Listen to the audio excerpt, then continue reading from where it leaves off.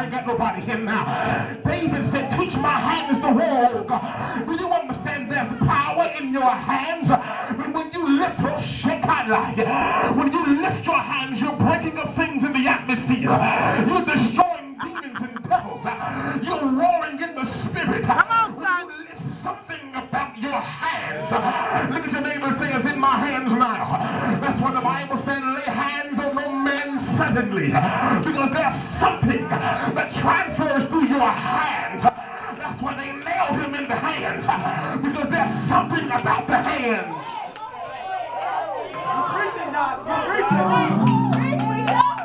He's weeping. He's weeping here. Because not only is Lazarus dead and he's upset and he's hurt and his human side is frustrated, his human side is angry, his he had a human side. See, some of y'all forget that when he was on earth, he was human as well as God, as well as Jesus, as well as powerful, but he didn't have all power until he died. Got nobody here now. You cannot get power until you die. The problem is there's no power in the church because we got too many live folks in here. We need some dead folks in the church in order to have some power in the house. Look at somebody and say, when you gonna die? Oh, tell them I died whenever I got saved. Now look at them and say, I'm a dead man walking.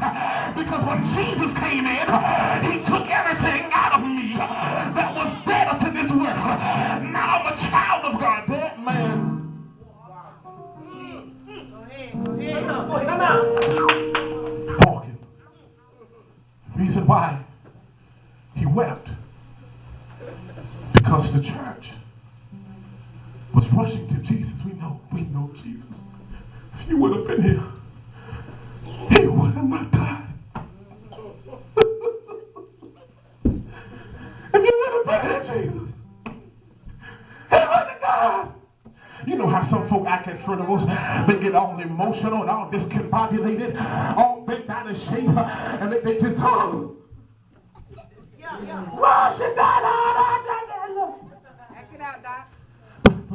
But when they was living, you showed them no love. When they was living, you showed them no respect. When they was living, you wouldn't give them a ride in your car. When they was living, you wouldn't take them to the grocery store. When they was here, you treated them like trash in a barrel. But as soon as they died,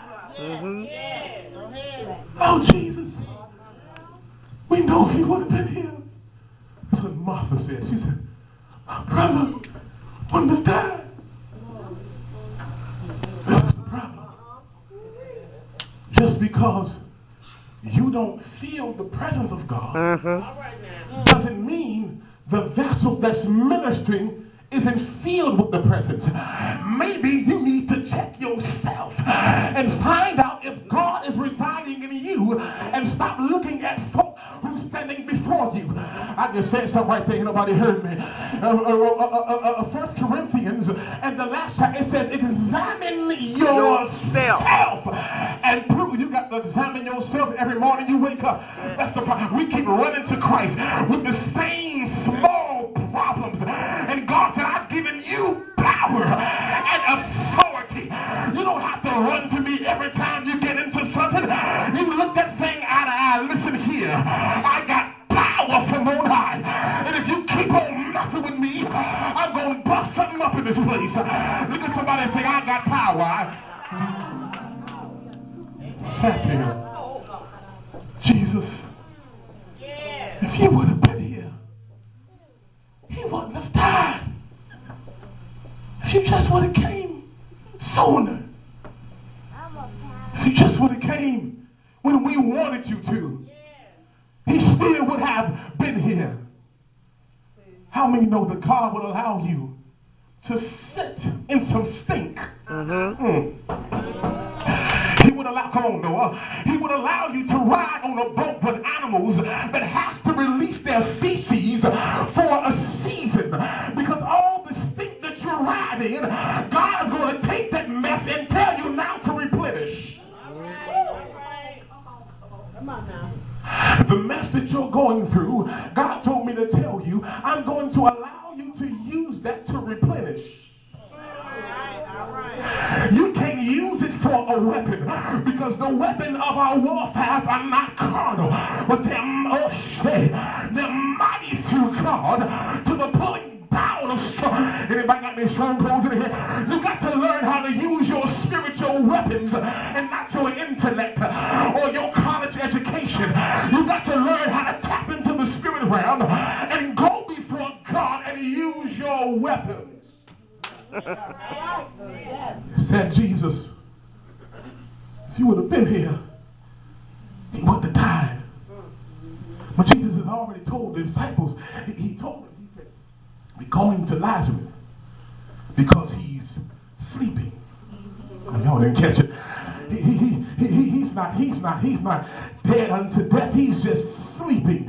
He's taking a rest. We know after 4 days the body begins to decay and it begins to stink. And Martha said, God, surely, Jesus, this body now is stinking. Surely, God, this problem I'm going through is stinking. It's starting to spread through my whole family. It's stinking. It's smelling bad now. It's starting to affect my kids. It's stinking. It's starting to affect my church. It's starting to affect my marriage. It's starting to affect it's stinking in my life, God.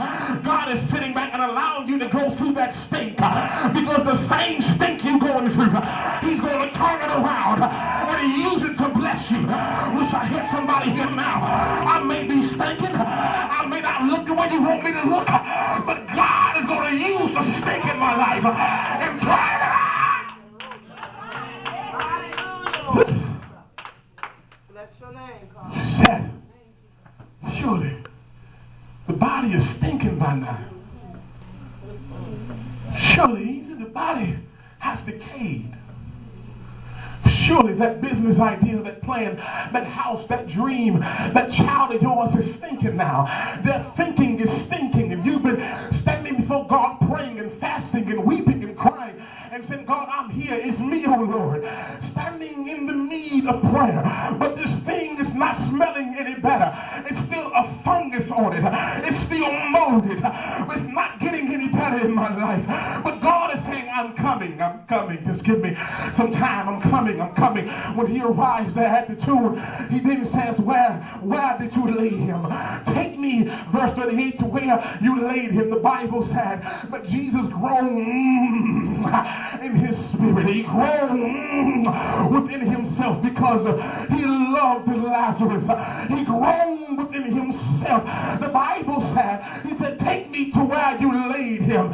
The first thing he said to them then was, roll away the stone. I need to see what I'm about to work with. You need to tell some situations in your life